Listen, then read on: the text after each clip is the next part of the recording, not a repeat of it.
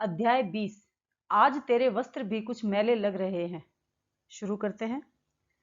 नरेंद्र आनंदा गुहा के घर पहुंचा तो थका हुआ तो था ही, भूखा भी था। कब से तेरी प्रतीक्षा कर रहा हूं।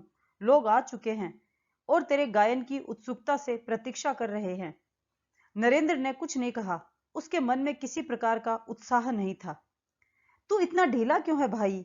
आनंदा ने उसके कंधे पकड़कर निरीक्षण किया। आज तेरे वस्त्र भी कुछ मैले लग रहे हैं। नरेंद्र ने कोई उत्तर नहीं दिया, मुस्कुराकर टाल गया। आनंदा बोला, पर तू आ गया यही बहुत है। अब तू बढ़िया से दो चार गीत सुना दे, लोगों की तबीयत फड़क उठे। फिर देखना मैं तुझे ऐसी ऐसी सुंदरियों से मिलवाऊंगा कि तेरा यह विषाद दो क्षण को भी नहीं टिक पाएगा। आनंदा ने उसे अस्थायी रूप से बनाए गए मंच पर धकिया दिया। दो व्यक्ति तबला और तानपुरा लेकर बैठे थे। नरेंद्र ने हारमोनियम संभाल लिया। थोड़ा जल भिजवा देना। ओह, अपनी हड़बड़ी में भूल ही गया, जल भी नहीं पूछा। आनंदा हंसा। चलो, गायन के पश्चात तुम्हें तृप्त कर दूंगा। उसने जल पिलाने वाले नौकर को संकेत किया। जल इधर ला। नरेंद्र ने जल पिया। उसकी अंगुलियां हारमोनियम पर चलने लगी। इस गायक को देख रही हो न, इसका नाम नरेंद्र नाथ दत्त है। कांति मोहिनी उसकी ओर देखती रही, कुछ बोली नहीं। कैसा है। सुदर्शन है, प्रिय दर्शन है, कंठ भी बहुत मधुर है। हमारा मित्र है, आजकल बहुत परेशान है। जानते बूझते स्वेच्छा से न कभी सुरा के निकट फटकेगा न सुंदरी के। अब तुम अपना चमत्कार दिखाओ।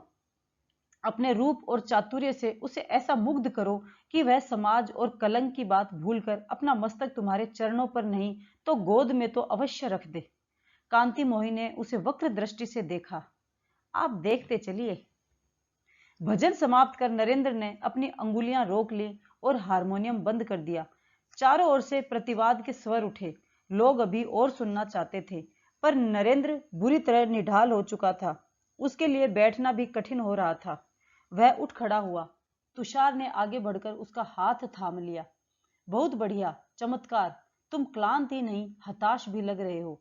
आनंदा ने कहा, मेरी मानो तो भोजन से पहले तुम थोड़ा विश्राम कर लो। विश्राम? यहां, इस परिवेश में? तुम्हें किसी एकांत कक्ष में बंद कर देता हूं, नहीं तो तुम्हें कोई शांति से भोजन भी नहीं करने देगा। लोग बहुत स्वार्थी होते हैं। ठीक है, क्षमा कीजिए, आपके विश्राम में बाधा डाल रही हूं। कांति मोहिनी ने कपाट भिड़ा दिए। आप मुझे नहीं जानते, मैं कांति मोहिनी हूं। किसे खोज रही हैं? आपसे ही मिलने आई हूं। नरेंद्र ने अन्य मनस्क भाव से शिष्टाचार वश कहा। बैठिए। आपकी उपस्थिति में बैठने का अपराध नहीं करूंगी। आपके विश्राम में बाधा बनकर आई हूं। क्या यह अपराध ही पर्याप्त नहीं है? नहीं, आपने कोई अपराध नहीं किया। कहिए। संगीत में मेरे प्राण बसते हैं। आप जैसे गायक को इतना निकट पाकर मैं अपने लोभ का स्वर्ण नहीं कर पाई। अपना उद्देश्य कहिए। मैं गांव में ही जन्मी पली हूं। मेरे व्यवहार में यदि कुछ अनुचित लगे तो गंवार समझकर मुझे क्षमा कर देना। अकस्मात ही उसने आगे बढ़कर नरेंद्र के पैर पकड़ लिए। अरे, यह क्या कर रही हैं आप? नरेंद्र ने अपने पैर समेट लिए। आप तो मुझे अपराधी बना देंगी। अपना अभिप्राय कहिए। कांति मोहिनी संकुचित सी उठ खड़ी हुई। संगीत में मेरे प्राण बसते हैं। गांव में थोड़ा अभ्यास भी किया है। किसी अच्छे संगीतकार से शिक्षा पा सकूं, इसलिए बाबा मुझे कलकत्ता ले आए। कलकत्ता में मेरे एक काका हैं, बाबा के मौसी के पुत्र। संपन्न हैं, काफी संपत्ति है। कांति मोहिनी मौन हो गई। फिर एक ही सप्ताह में जाने क्या हुआ, बाबा को 4-5 उल्टियां हुई और वे स्वर्ग सिधार गए। कुछ समझ नहीं आया। संभव है उन्हें विष दिया गया हो, किंतु मेरे पास कोई प्रमाण नहीं है। नरेंद्र का मन जैसे उसका दुख सुनकर सहम गया। मैं आज तक समझ नहीं पाया कि ईश्वर इतनी क्रूर क्रीड़ा क्यों करता है। कांति मोहिनी ने पल्लू से अपनी आंखें पोंछी और अपने विषाद को जैसे सायास गटक लिया। मैंने इसे ईश्वर की इच्छा मानकर स्वयं को स्वस्थ किया, उस लक्ष्य को पाने का प्रयत्न आरंभ किया जिसके लिए हम कलकत्ता आए थे। कांति मोहिनी पुनः चुप हो गई, जैसे आगे बोलने में असमर्थ हो। उसने एक आध बार बोलने का प्रयत्न किया तो गला रूंध गया। उसने बड़ी बड़ी आंखें उठाकर नरेंद्र की ओर देखा तो अश्रु टपक पड़े। बाध्य होकर उसने अपना सिर झुका लिया। फिर बाबा के पास जो कुछ था वह काका ने संभाल लिया। गांव लौटना चाहा तो लौटने नहीं दिया। बताया कि बाबा की संपत्ति पर भी मेरा कोई अधिकार नहीं था। कानून के अनुसार अब काका ही उसके स्वामी थे। मैंने स्वीकार कर लिया कि बाबा की सारी संपत्ति काका ले ले, किंतु बाबा की संतान को भी तो अपनी संतान के समान ग्रहण करे, मेरी संगीत शिक्षा की कोई व्यवस्था कर दे। तो क्या कहते हैं वे? मुझे संगीत की शिक्षा नहीं दी जा रही, वेश्यावृत्ति के लिए तैयार किया जा रहा है। क्या? कांति मोहिनी फट पड़ी। वे मुझे किसी के हाथों बेचने की तैयारी कर रहे हैं। हो सकता है कि यह आपके आशंकित मन की कल्पना हो। नहीं, घर में मेरी स्थिति एक कृत दासी की सी है। काम न करूं तो पीटी जाती हूं। वह नरेंद्र के अत्यंत निकट आ गई। देखिए, इस प्रकार पीटा जाता है मुझे। उसने अपना वस्त्र हटा दिया। नरेंद्र ने अपना मुख फेर लिया। कांति मोहिनी तत्काल सावधान हो गई। उसने पुनः स्वयं को ढक लिया। आपके काका यह नहीं समझते कि इस प्रकार पिटने पर आप घर छोड़कर भाग सकती हैं? नरेंद्र ने कहा। बंदिनी हूं घर की, खिड़की से बाहर झांक नहीं सकती, किसी से मिल नहीं सकती। तो फिर यहां कैसे चली आई? जाने किस उद्देश्य से यहां लाए हैं। मुझे गुहा बाबू से मिलाकर स्वयं मदिरा पीने बैठ गए।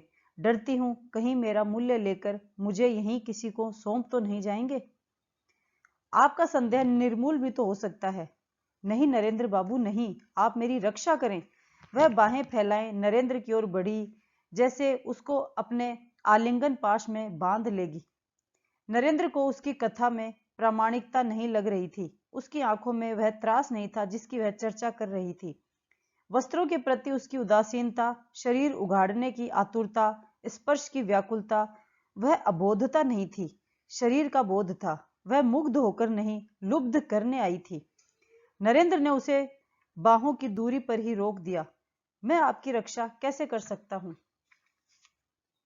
काका से मुझे बचा लें, मुझे आश्रय दे। मैं आपकी दासी बनकर रहूंगी, आपको त्रिलोक का सुख दूंगी। आपके जीवन के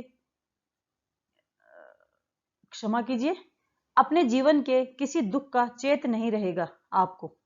नरेंद्र का स्वर कठोर तथा अत्यंत दृढ़ हो गया। रुको, देखो बच्ची, इस मिट्टी के शरीर के सुख के लिए तुमने आज तक जाने क्या क्या किया है। मृत्यु से उस पार जाने के किसी संबल का संग्रह भी किया है। हीन बुद्धि छोड़ो और भगवान को पुकारो। कांति मोहिनी स्तब्ध खड़ी रह गई। ऐसा पुरुष तो उसने आज तक नहीं देखा था। और देखो, ऐसा पाखंड मत करो जिससे कोई पुरुष किसी भली और दीन दुखी महिला का विश्वास ही न करे। कांति मोहिनी को वहीं खड़ी छोड़ नरेंद्र कमरे से बाहर निकल गया।